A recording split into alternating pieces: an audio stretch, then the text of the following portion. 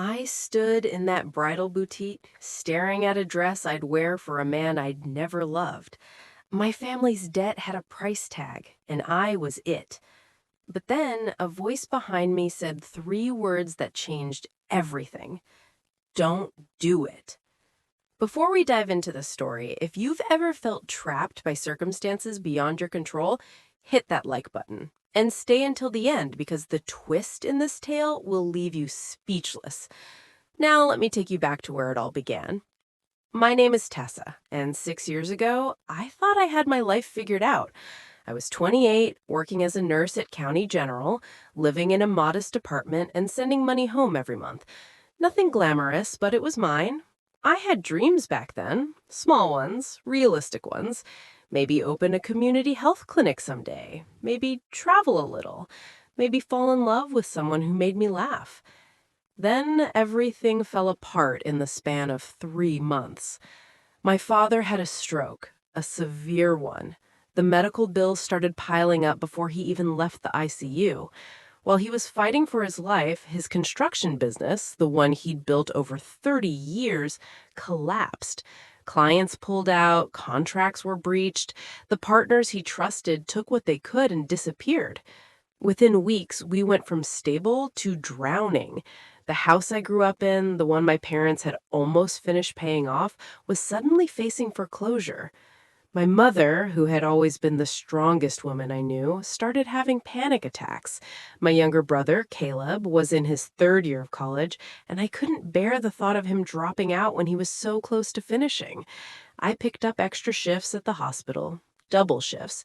Sometimes I'd work 16 hours straight, come home, collapse on my couch, and do it all over again. But it wasn't enough. It was never enough. The debt was a monster, and I was fighting it with a pocket knife. I remember sitting at my kitchen table one night, staring at a stack of bills that seemed to grow taller every day. I hadn't slept more than 4 hours in weeks. My hands were shaking from exhaustion and too much coffee, and I just broke down. I cried the kind of tears that come from somewhere deep inside, the kind that hurt your chest. I felt like I was failing everyone I loved. That's when Gerald came into the picture. Gerald Patterson was 45, a successful real estate developer, and an old family friend. He'd known my parents for years, attended family barbecues, brought gifts at Christmas. He was a decent man, polite, well-mannered, always respectful. When he showed up at my parents' house one Sunday afternoon, I thought he was just checking in on my father's recovery. Instead, he made me an offer.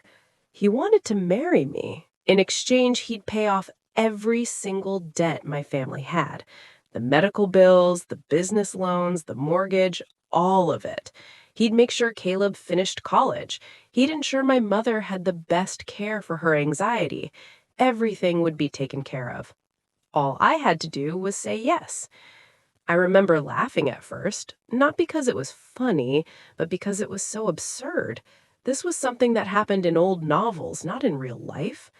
But Gerald wasn't joking. He explained it calmly, almost like a business transaction. He wasn't looking for love. He'd been married before, divorced, and had no interest in romance. But his family pressured him constantly about settling down again, about maintaining appearances in his social circle. I would be his wife in name, his companion at events. In return, my family would have security. You don't have to love me, Tessa, and I won't pretend to love you, but we can help each other.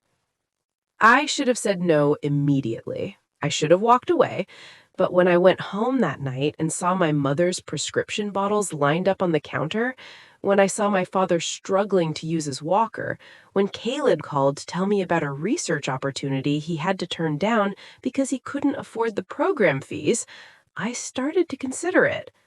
My family didn't pressure me.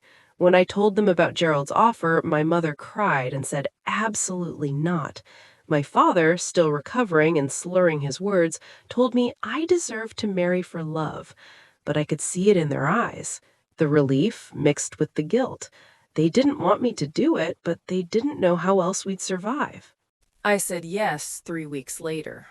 Gerald and I set a wedding date 3 months out. He was surprisingly kind about the whole arrangement. Never pushy, never demanding. He bought me an engagement ring and told me to pick whatever I wanted. I chose the simplest one in the store. We had dinner together once a week to discuss logistics, to make our story believable to others. He was treating this like a merger. And in a way, I suppose it was. But inside, I was dying a little more each day. I went through the motions, picked a venue, selected a caterer, addressed invitations to people I barely knew. Everyone congratulated me, told me how lucky I was to marry such an established man. I smiled and nodded and felt absolutely nothing. At night, I'd lie in bed and wonder who I'd become.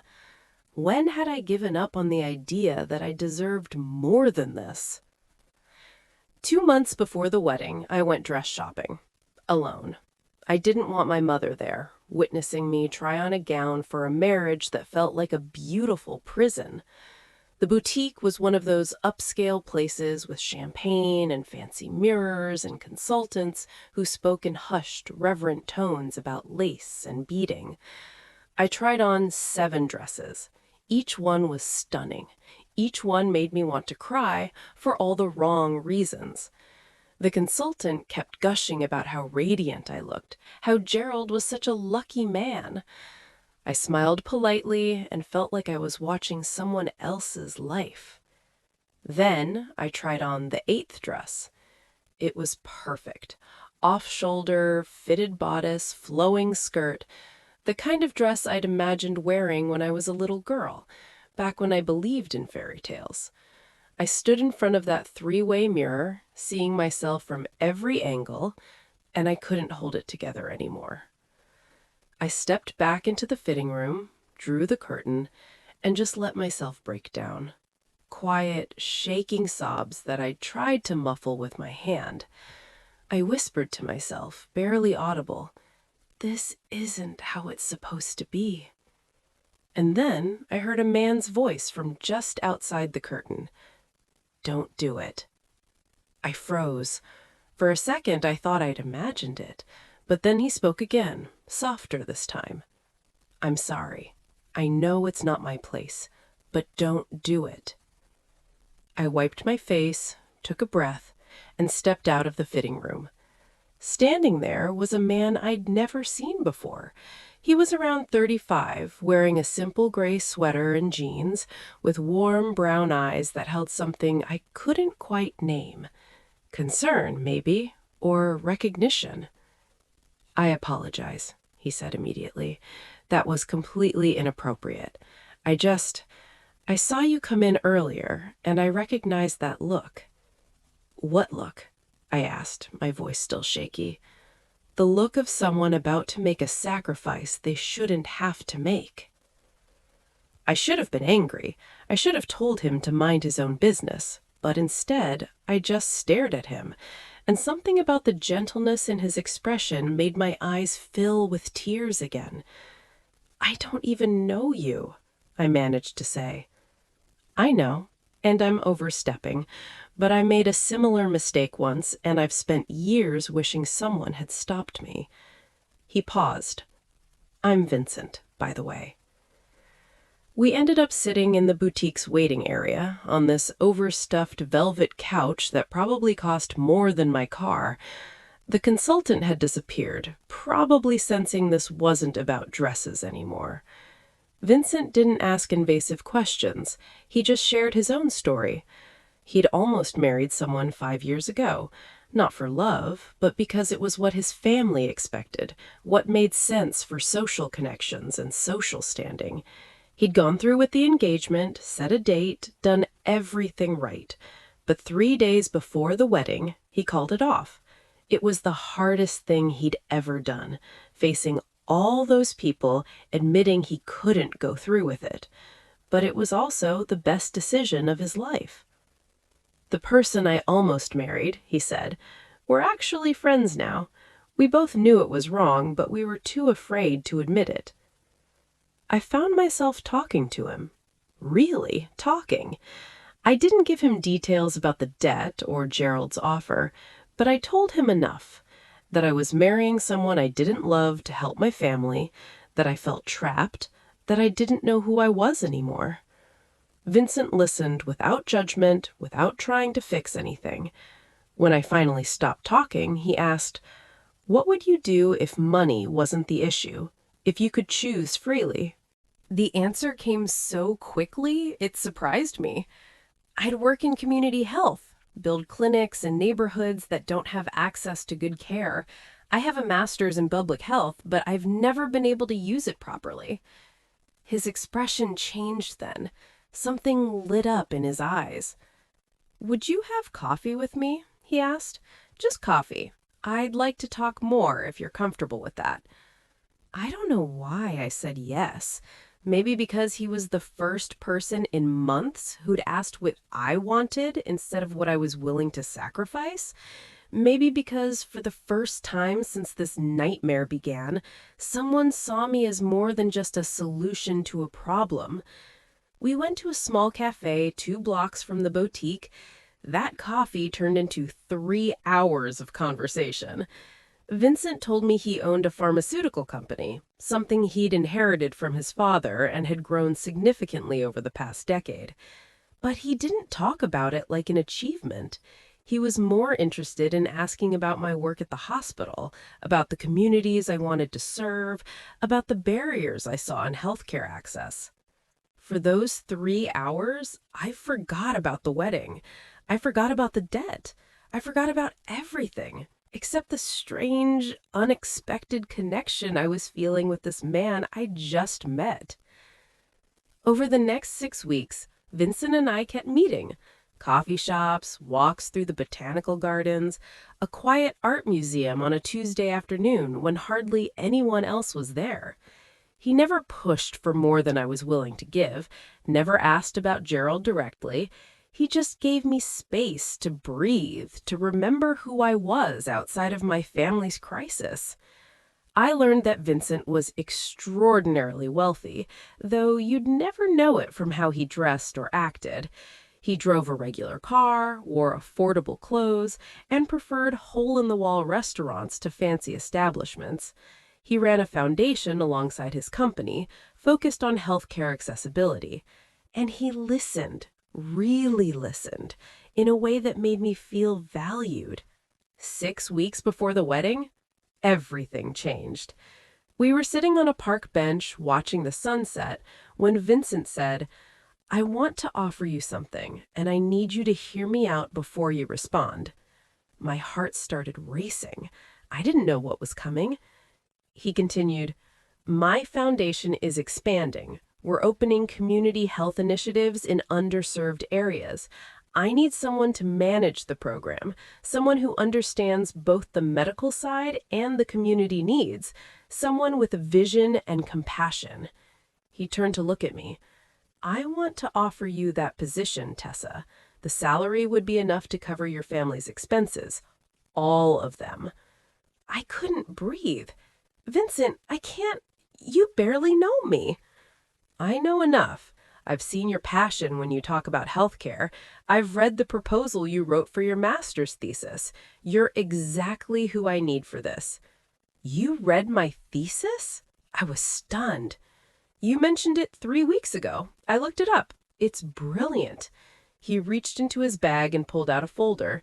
"This is a formal job offer. Contract, salary details, everything. I'm not trying to save you, Tessa. I'm trying to hire you. There's a difference." My hand shook as I opened the folder. The salary was more than generous. It was real, professional. This wasn't charity. It was a legitimate opportunity. "Why are you doing this?" I whispered. "Because I respect you too much to watch you sacrifice your life when there's another way." His voice was gentle. "And because you're genuinely the right person for this role. But Tessa, this is your choice, only yours." I went home that night and didn't sleep. I read through the contract a dozen times. I calculated every number, verified every detail. It was legitimate, real, a way out that didn't require me to sell my soul. The next morning, I went to see Gerald. He was in his office reviewing blueprints for a new development. When I walked in and asked if we could talk, he immediately set everything aside. I think he already knew what I was going to say. I can't marry you. I found another way to help my family. I can pay back what we owe. He expected anger, accusations. Instead, Gerald just nodded slowly. He said, "I'm relieved." That surprised me. "You are?" "Tessa, I've known for weeks that your heart wasn't in this, and honestly, neither was mine. My family has been pressuring me for years to remarry, to maintain a certain image. I thought this arrangement would solve both our problems, but it's not fair to either of us." He smiled, a real smile I'd never seen from him before. "I'm glad you found another solution, truly." We parted as friends.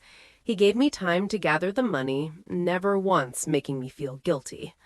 Later, I'd learned that Gerald eventually did remarry, a woman he genuinely loved, someone he met at a charity auction. They're happy together. Sometimes the wrong decision leads everyone to the right place. My family's reaction was harder. My mother cried, worried about whether I was making a mistake, whether this job was real, or if I was being taken advantage of. My father, growing stronger each day, told me to follow my heart, but be careful. Caleb was the only one who understood immediately. "Take the job, Tessa," he said. "You deserve to live your life." I took the position. I started working for Vincent's foundation, and within the first month, I knew I'd found my calling.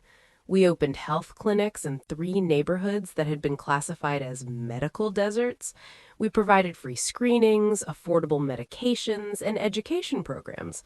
I was using my training, my passion, my skills, everything I'd buried under the weight of obligation.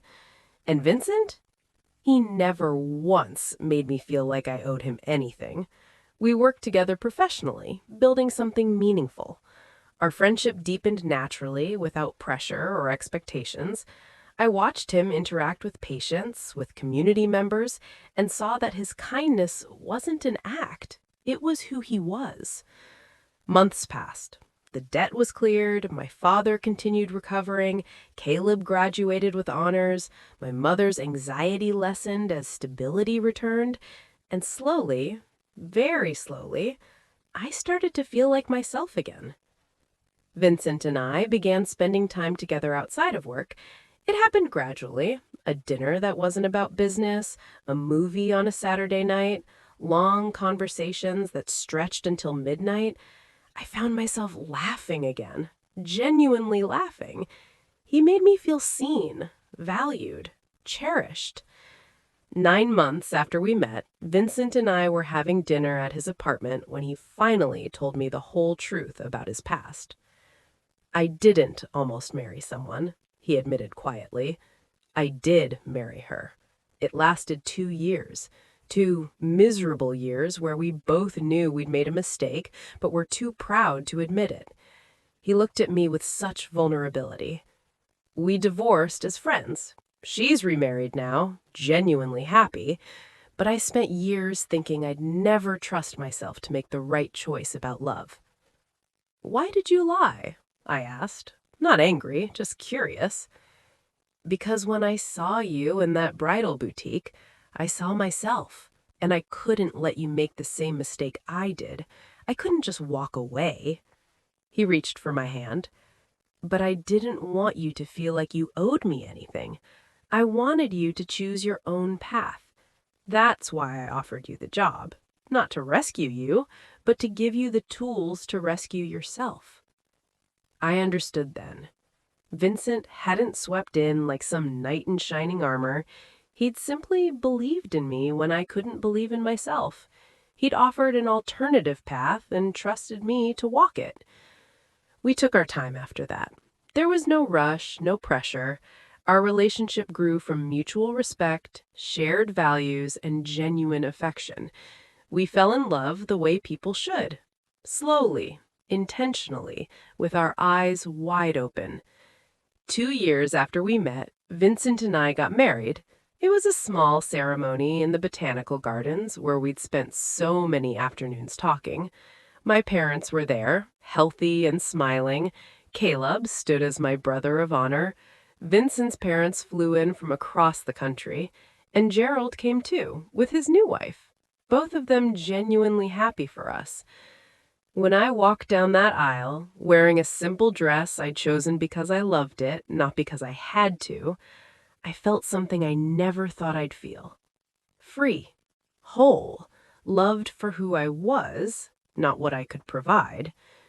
Today, I run 5 community health clinics across the city. We've served over 15,000 patients. Vincent and I work together, but we've also built our own separate identities, our own dreams. My family thrives. The debts are ancient history, and every single day I'm grateful for that moment in the bridal boutique when a stranger saw me breaking and said 3 words that changed my life. Don't do it. Because sometimes the greatest act of love isn't saving someone, it's believing they have the power to save themselves. Sometimes the greatest act of love isn't sweeping in to save someone, it's giving them the means to save themselves. If this story touched you, don't keep it to yourself. Share it with someone who needs to hear that their worth isn't defined by their circumstances. Drop a comment telling me, have you ever had someone believe in you when you couldn't believe in yourself? And subscribe, because next week's story will challenge everything you think you know about second chances. Until then, remember, you're never as trapped as you think you are.